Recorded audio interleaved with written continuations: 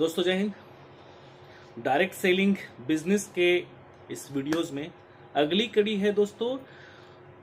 जब हमारे पास में नए पार्टनर्स, नए यूजर्स हमारे पास में आते हैं, कोई भी नया व्यक्ति हमारे साथ में इस डायरेक्ट सेलिंग बिजनेस में ज्वाइन करता है तो उसके साथ में करना क्या चाहिए। सबसे बड़ी प्रॉब्लम ये हो जाती है कि शुरुआत कहां से करें, कैसे उसको समझाए कि इस काम से उसके सपने पूरे हो सकते हैं, इस काम से वो जो चाहे वो कर सकता है। कैसे उस व्यक्ति को इस बिजनेस के लिए सीरियस करें, कैसे इस बिजनेस के लिए उसके ऊपर में हम उसके अंदर में विश्वास कैसे जगाएं, भरोसा कैसे जगाएं।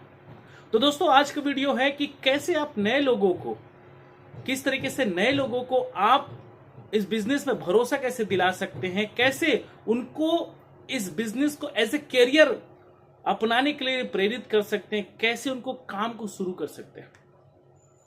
दोस्तों जब हमारे साथ में कोई नया व्यक्ति आता है, ये जब भी आप भी कभी डायरेक्ट सेलिंग कंपनी में जब ज्वाइन किए होंगे या किसी भी जगह पे आप काम किए होंगे, जरूर आप नर्वस होंगे। इसमें कोई दो मत नहीं है कि आप कभी भी कोई नया काम स्टार्ट कर होंगे, चाहे वो दुकान हो, चाहे आप जॉब में गए हो, किसी कॉल सेंटर्स में गए हो, कॉलेज गए हो, स्कूल गए हो, हर कोई नर्वस होता है। उसी तरीके से डायरेक्ट सेलिंग में जब भी कोई व्यक्ति आता है तो नर्वस भी होता है, एक्साइटेड भी होता है। बस एक लीडर को यह चाहिए कि उसके नर्वसनेस के ऊपर में, उसको नर्वसनेस को जो है थोड़ा सा नीचे करके उसको एक्साइटमेंट को जो है बरकरार रखे और उनको कुछ ऐसे टिप्स दे, कुछ ऐसे बातें उनको बताए, कुछ ऐसे तथ्य उनको बताए जिससे वो व्यक्ति कॉन्फिडेंट हो जाए और इस बिजनेस को करने के लिए बिल्कुल बिना हेजिटेशन के जो है काम करना शुरू कर दे। दोस्तों जब भी कोई व्यक्ति आता है तो आपको मैं यहां पर से कुछ बातें बता रहा हूं जिसको आपको फॉलो करना चाहिए, और यदि आप करते हैं तो जरूर आपका जो बिजनेस पार्टनर आपके साथ में आया, रियल में एक्टिव बिजनेस पार्टनर बनके आपके साथ में काम करना शुरू करेगा। दोस्तों जब भी कोई व्यक्ति आपके साथ बिजनेस में ज्वाइन करता है, चाहे आपने उनको प्रोडक्ट वैसे प्लान दिखाए हो, चाहे आप उनको बिजनेस प्लान की वजह से उनको जो है ज्वाइन कराए हो, जैसे वो आते हैं तुरंत जो है एक दिन दो दिन के अंदर में जो है आप उसके पास में जाइए और जाने के बाद में या तो उनको कोई भी ऑनलाइन अगर आपका ट्रेनिंग होता है FIM को लेके, फर्स्ट इंपॉर्टेंट मीटिंग या फर्स्ट इंफॉर्मेशन मीटिंग को आप उनको ज्वाइन करने के लिए बिल्कुल उसको मोटिवेट मत कीजिए, उसको बताइए कि यानी अनिवार्य है। कोई भी नया व्यक्ति अगर आपके FIM मीटिंग को मिस कर रहा है, इसका मतलब यह है कि आपका नया पार्टनर जो अभी एक नवजात बच्चे के जैसा है, उसको आपने टीकाकरण नहीं कराया।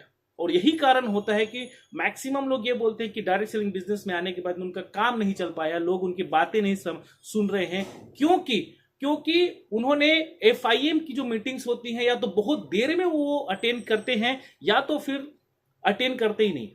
तो माय डियर फ्रेंड्स, सबसे पहला काम जो आपको करना चाहिए अपने न्यू जो ज्वाइनिंग मेंबर्स उनके साथ में, उनको या तो FIM का मीटिंग में लेके जाइए या तो उनके पास में जाके आप FIM की मीटिंग कीजिए।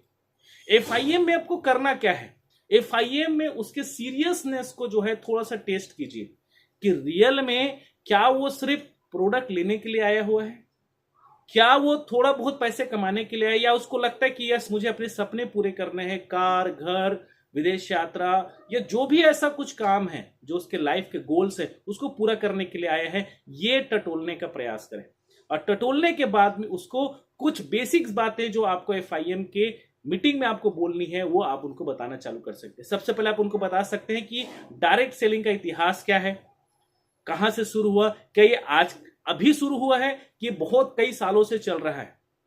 इसके लीगलिटीज के बारे में बता सकते हैं, अपनी कंपनी के लीगलिटीज के बारे में बता सकते हैं, अपने कंपनी के डायरेक्टर्स, टॉप लीडर्स के बारे में आप बता सकते हैं, कंपनी की मीटिंग्स कब कब होती है आप उनके बारे में बता सकते हैं। उसके अलावा आप उनको बताएंगे 4 चीजें जो बहुत महत्वपूर्ण होती है, उसको बोलते हैं LSPI। आपके स्क्रीन में दिख रहा होगा LSPI।